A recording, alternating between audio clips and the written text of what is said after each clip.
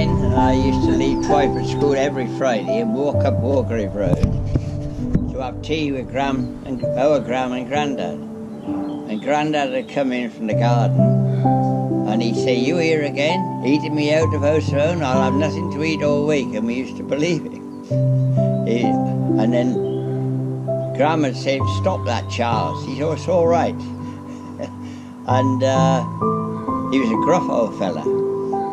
But if I cut the edge in the garden, he'd play hell with me because I'd use the shears to cut his edge.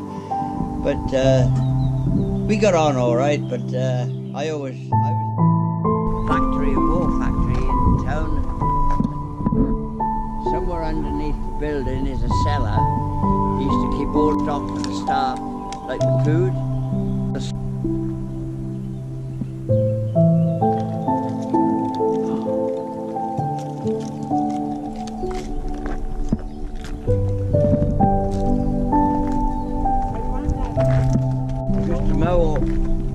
He mowed all this down the garden, and there's 3 acres of shrubs and all down there.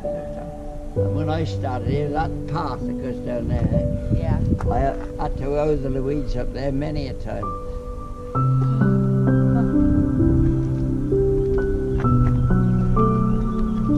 So this was classed as, this was the big house, is it? Yeah. What happened?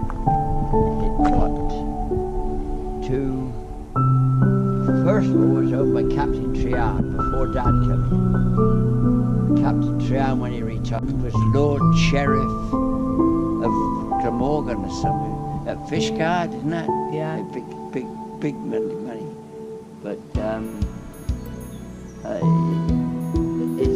then it got too much for an ordinary person. When his days died, he wanted to sell his wood. It got too much for an ordinary person. So the Glamorgan National Trust took it over. Then they turned it into a reception and a hotel.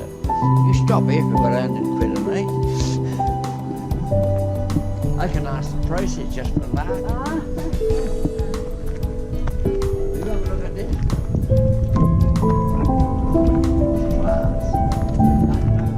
Many of them, but it's in more dilapidated state. It used to be Lebanon green. He used to dress it though. I bet he did, and I bet it was all lined. Yeah, it's all.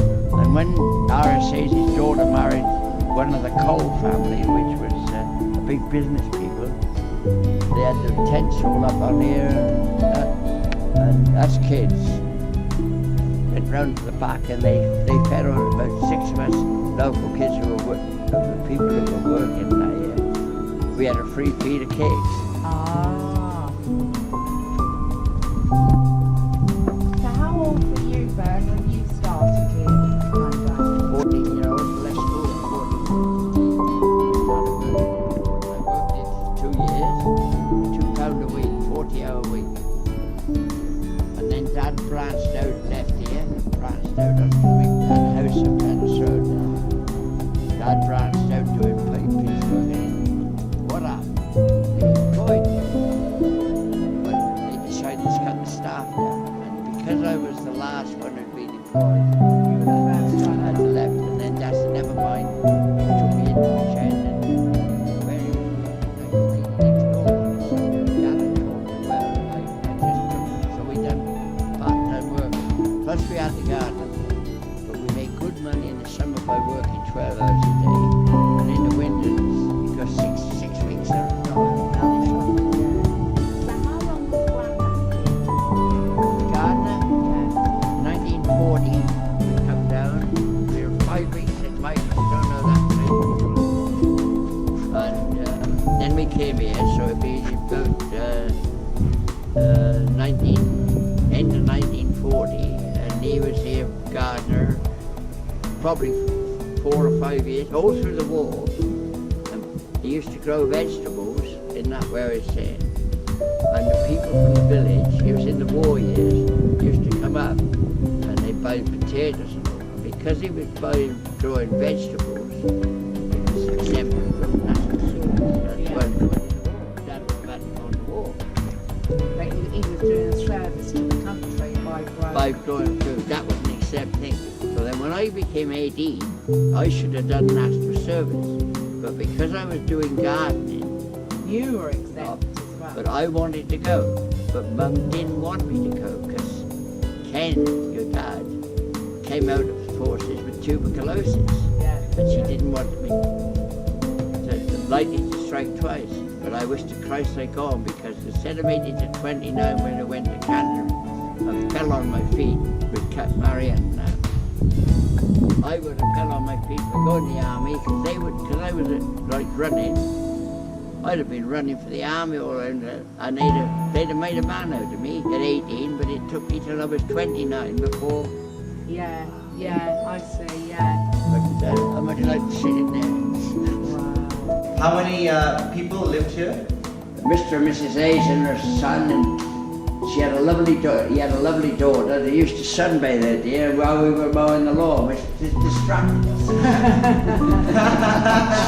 All those yesterdays, eh? I know he had a son and a daughter. He might have had, but I'm talking about the 40s, and I was like 40. I was drawn in the 32, so when I come here I was 8 years old.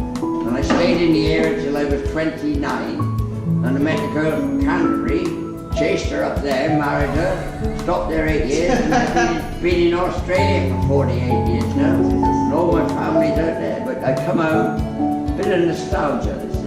It hasn't changed, has it? No. Nothing changes. Well, we're trying to get it all on record as that. Have you All for our seen that? family history. When I was here, there was a magnolia tree down near the river. Yes, there is, the pink one. That, Yeah.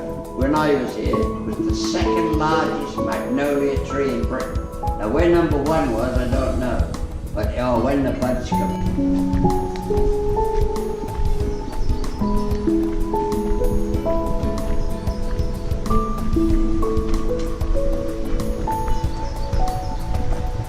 That's the path goes on up the top there. Top. Cut through there and you're back in the car park. Oh, look at it. The wind's blown that over. Wow, blimey. That's the Garrow River. The Garrow River runs into the Ogmore River, and the Linby River from my stake runs into the Ogmore. Then the Ogmore River runs through Bridgend out to Ogmore and out to sea. That, when I was here, it was pitch black, all coming down from the coal mine. Oh yeah, When I look was how back. clear it is. But that, Gosh. what they've done, that's gone there, and they've cut it off and just left it. Yeah. The roots on it. That's so, it must have been a high bloody. At 9:15 a.m. on the 21st of October 1966, 116 children and 28 adults were killed when a colliery spoil tip above the Welsh village of Aberfan collapsed. Approximately 150,000 cubic metres of mining debris from waste tip number 7 surged down the mountainside. 40,000 cubic metres swept into the village. Within seconds, a large area of Aberfan was inundated with a thick slurry up to 12 metres deep. A farm and 20 houses on the village's Moy Road disappeared under the surging waste, but the most devastation was wrought on Pantglas Junior School. The landslide smashed into the school and filled the classrooms, which were on the side facing the mountain, with rubble. The children and their teachers, who had only arrived in class a few minutes earlier, were buried alive. Over half the children enrolled at the school died. Hundreds of people, including parents, miners and rescue workers, struggled to find and recover those trapped beneath the waste. Their efforts were hampered by the continuing flow of water and mud from the tip, as well as by the lack of space in which to work due to the number of people who had descended on the village to help. The National Coal Board and its chairman, Alfred Lord Robens, were heavily criticised in the aftermath of the disaster. Lord Robens didn't go to the scene until the evening of the next day, and then claimed that the disaster was caused by natural unknown springs, despite overwhelming evidence that the National Coal Board was fully aware that the ground beneath the tips was highly unstable. The remaining tips above the village were only finally removed after government intervention.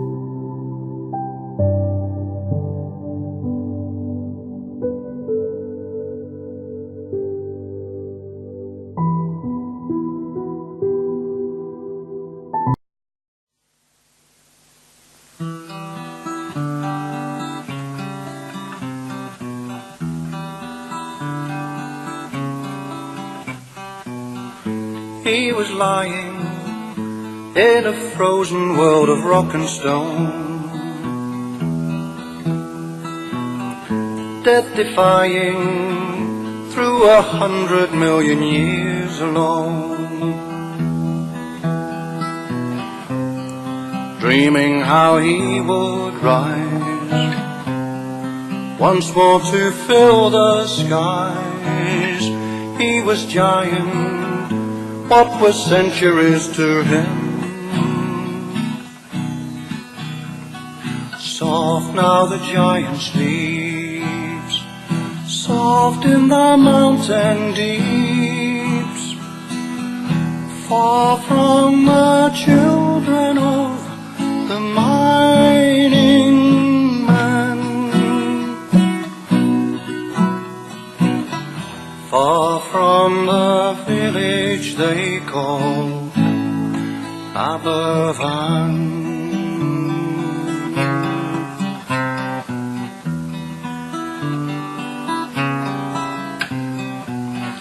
Then they woke him where he slumbered in his ancient pride,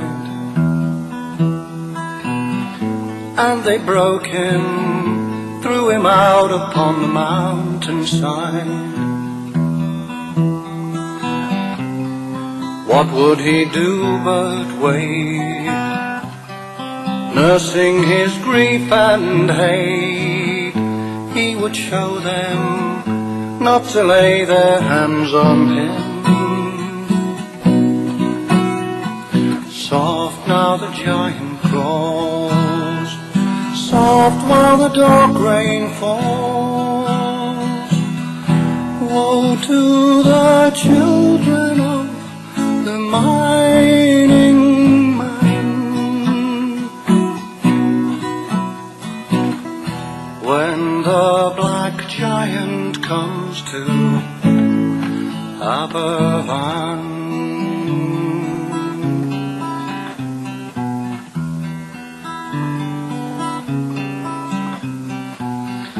They were praying as they would on any normal day.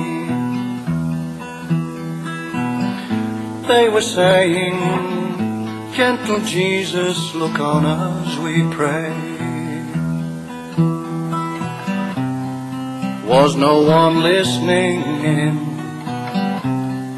Were they too steeped in sin? Can't you save them? Don't you see the giant comes? Loud now the giant roars in through the schoolhouse doors. Where are the children of the mining man? Lost in the village they call Aberfan.